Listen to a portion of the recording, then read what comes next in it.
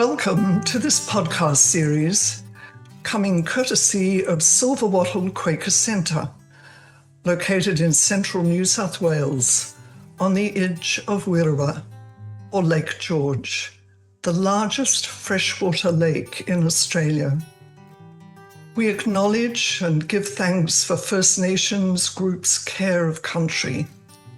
We commit to its ongoing care.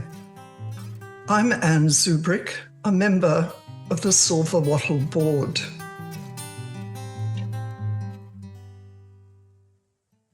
Here is Introducing Early Quakers, Episode 6, James Naylor, 1618 to 1660. Narrated by Michael Corbett.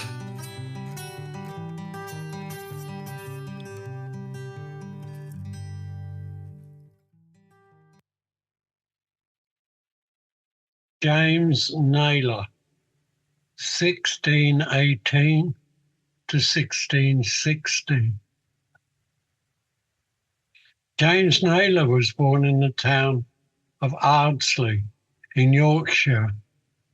He married Anne in 1639 and settled in Wakefield, where they had 3 daughters.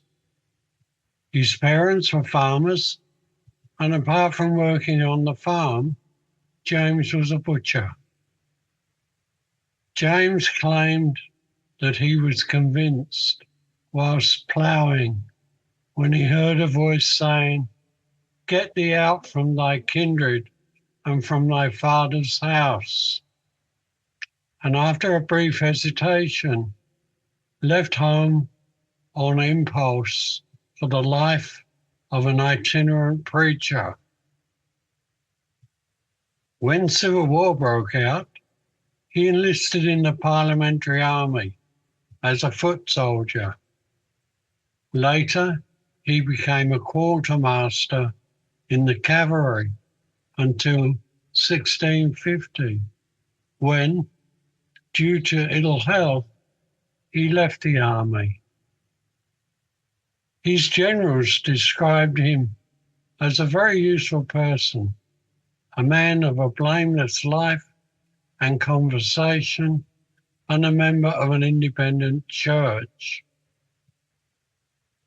James met George Fox in 1651 and was among the members of the Valiant 60, and he began preaching and developed a reputation as an eloquent preacher and charismatic leader of a movement that strictly repudiated hierarchy. James began seeking a spiritual direction, which he found in Quakerism after that meeting. He worked closely with George for about 3 years and drew many converts and was considered a skilled theological debater. Local people were encouraged to harass James, and after one beating and stoning, he was arrested and jailed in 1653 for a 20-week jail term. James would attend church services, accusing the ministers of being hired priests and generally interrupting the church by demanding the abolition of tithes that supported the priest. At one point, some 36 Lancashire ministers appealed to the Lancaster Quarter Sessions to lodge a complaint against James and George Fox, but Judge Fell interceded on their behalf and they were released. James left Lancashire and went to London in 1655 and described his arrival in what he saw, this great and wicked city where abomination is set. By this time, James was an accomplished preacher, writer, and a creative thinker. However, he also attracted some intense followers who virtually worshipped him as being of a new age and were ready to do anything and follow him to demonstrate their commitment. Some of the most vocal were women, and this led to detractors then and later to influence his work. Either he had some mysterious hold over these women, or they were tempting him by using their wiles to turn his head. In 1656, George expressed concerns to James that both his ministry and that of his associate Martha Simmons were becoming over-enthusiastic and erratic. George went into prison to speak with James on the 21st and 22nd of September and admonished him. Over the visits, James continued to reject George's words, which led to a severe strain on the relationship. In October 1656, James and his friends, including Martha, staged a demonstration that proved disastrous. They reenacted the Palm Sunday arrival of Christ in Jerusalem, with James riding his horse and with his followers throwing clothes in front of the horse as it went into Bristol. Cromwell and other members of the House of Commons were horrified that James had allowed himself to be hailed by devout disciples as the new Messiah. James and some of his followers were arrested and examined before Parliament, where it was found that they had referred to him by such titles as Lord, Prince of Peace, etc. On the 16th of December, he was convicted of blasphemy in a highly publicised trial before Parliament.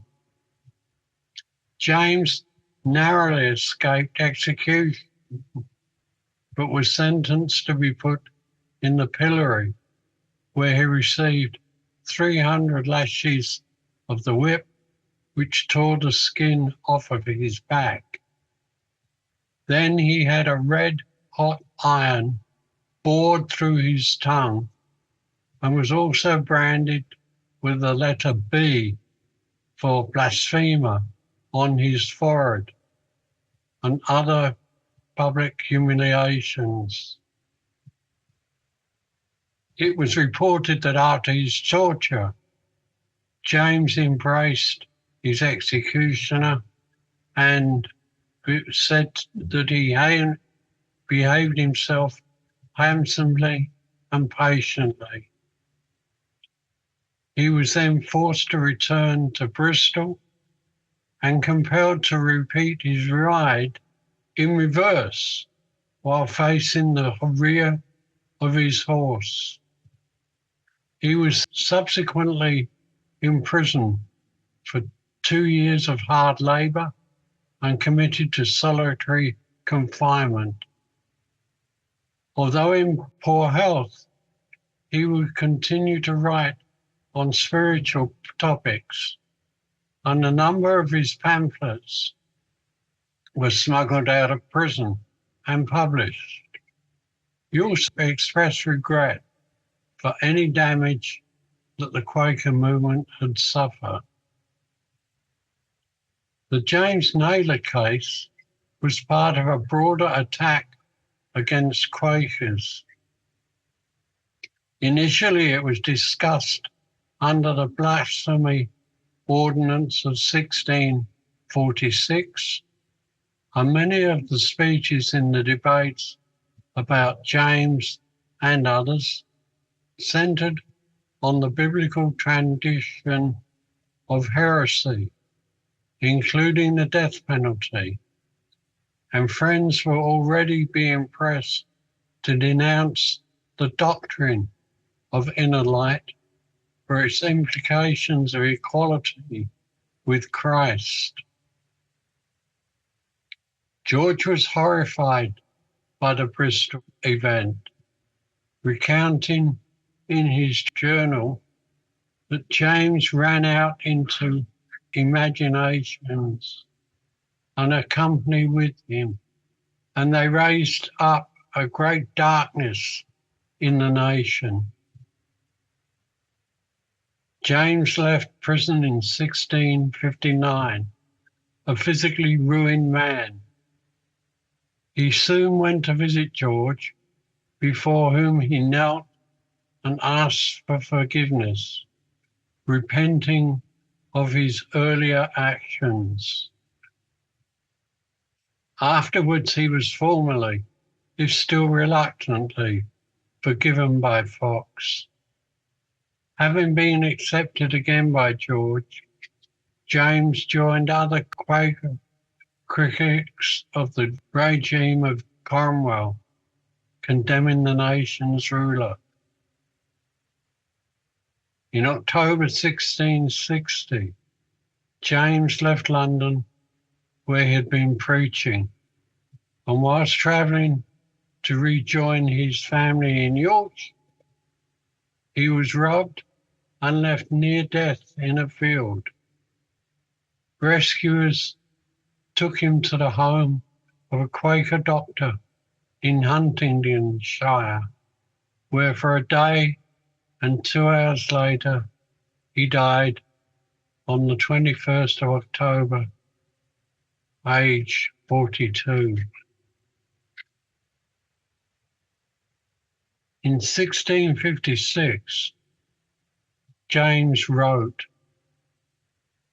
"The lower God doth bring me, and nearer to himself, the more doth his love and tenderness spring and spread towards his poor, simple, and despised ones, who are poor in spirit, meek and lonely, suffering lambs. With those I choose to suffer, and do suffer wherever they are found." In 1659 he wrote, "Art thou in darkness? Mind it not, for if thou dost, it will fill thee more. But stand still and act not, and wait in patience till the light arises out of the darkness to lead thee. Art thou wounded in conscience? Feed not there, but abide in the light, which leads to grace and truth, which teaches to deny and put off the weight, and removes the cause, and brings savings, health to light." Some of his last words in 1660 were, "There is a spirit which I feel delights to do no evil, nor to revenge any wrong, but delights to endure all things, in hope to enjoy its own in the end. Its hope is to outlive all wrath and contention, and to weary out all exaltation and cruelty, and whatever is of nature contrary to itself. It sees the end of all temptations. As it bears no evil itself, so it conceives none in thoughts to any other." If it be betrayed, it bears it. For its ground and spring is the mercies and forgiveness of God.